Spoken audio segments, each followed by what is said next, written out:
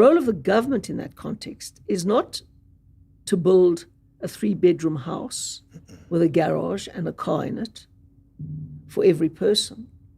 The role of the government is to deliver what it's supposed to do in the Constitution, which is basic services.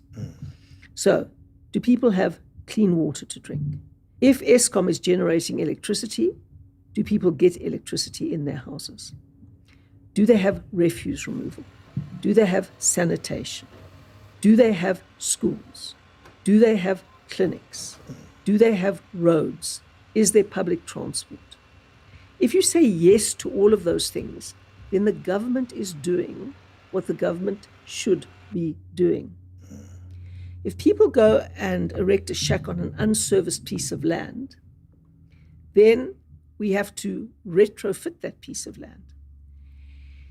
And many people think that Camps Bay looks like Camps Bay because the government has delivered Camps Bay. No, the government has not delivered Camps Bay. The people in Camps Bay have built those houses privately. And they've done it through a growing economy which can produce prosperity. And it's those people who run the businesses that create jobs for other people in a process of upliftment.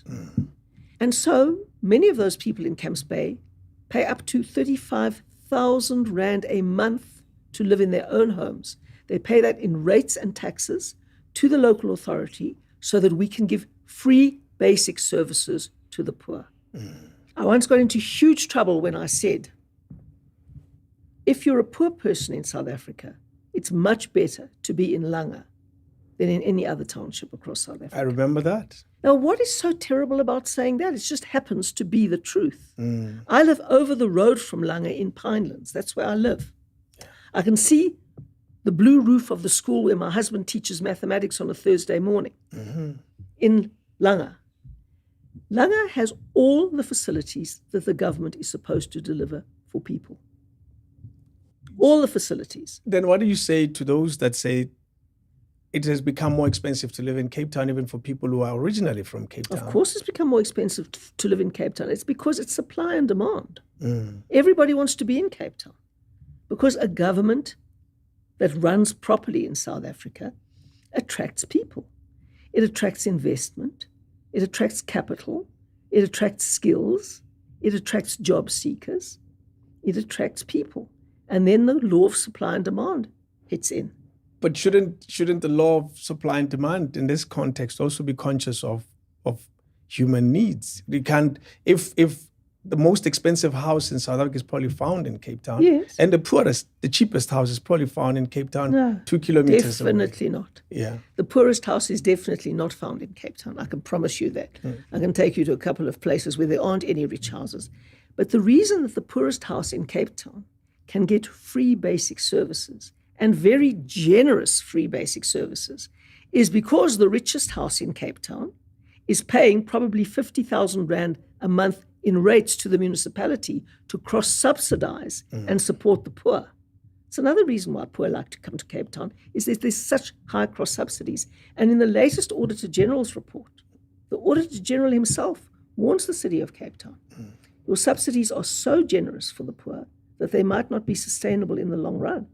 So it's the rich that enable that cross-subsidization to happen. How do you then manage it? You know, in a chat I had with Premier of Gauteng, Bayanza Lesufo, and I said, people are coming to Gauteng. They're coming in droves. Will you be able to manage this in the long run? He said, let them come. It's free. Gauteng is open for everyone. How do you then manage the influx that's coming into the city of Cape Town? That is, as you say everyone wants to come in, but how do you, as a city, eventually manage it?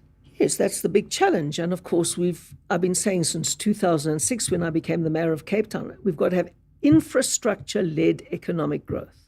Infrastructure-led economic growth.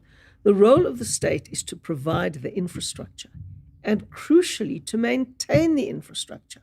We've learned from the Eskom debacle what happens when you don't maintain the infrastructure. That's why we have load shedding. And in Cape Town, we've always budgeted for maintenance, very much so. And we budget for new capital investment in infrastructure, especially sewerage, water. All of these things aren't sexy. You can't see them. Nobody thinks, well, the government is investing in me. but they can flush their toilet. And it leaves the house. And it leaves the house. Yes. And I can promise you that is a huge investment done at scale. Refuse removal is a huge investment. Wait for those things to break down, as they have in some parts of South Africa, and you'll see what failed investment in infrastructure looks like. Some of them have no water for 230 days and counting. They say service delivery is abhorrent in this municipality. Let me speak to Mr. Roshan Lilrathan. So thanks for speaking to us. This memorandum of demands have been handed over now. What is your expectation from government going forward? Well, I expect representatives to escalate these demands. You've heard we've given government and particularly eThekwini 7 days to respond to the memorandum and to put in place measures now to remedy and alleviate the crisis that we're experiencing in eThekwini. So how long has this crisis been ongoing? I understand for years. Of course. Yeah. Well, most St. Swallows now don't have water. Even in Johannesburg, where we're sitting right now, you have water shedding regularly, daily. People sometimes go for weeks without water in Johannesburg. We are fixing things. Oh, really? Well, it started in 2021, in fact, and it got worse with the floods, and it then worsened categorically thereafter. But I want to say something. The genesis of the problem started 8 years ago, because this municipality has failed to spend a single rand towards repairs and maintenance in their infrastructure. That is why we are here today. If they had spent the budget that was given to them 8 years ago, and every financial year, we won't be here today. The slap on our face today is that yesterday, eThekwini municipality tried to drive a 14.9% budget increase for water, when we don't have water. So why should we as residents and ratepayers pay 1% more? And you're asking a criminally insane increase of 14.9% to a community that doesn't have water. Lastly, sir, you stand in the rain with this protest. Do I wish you a happy Human Rights Day today? Yes, sure. We have something to celebrate. We have a beautiful country. I am optimistic that on the 29th of May, we will have a new government. And we'll have a new government in this municipality that will rid us of corruption. Yes. Thank you very much.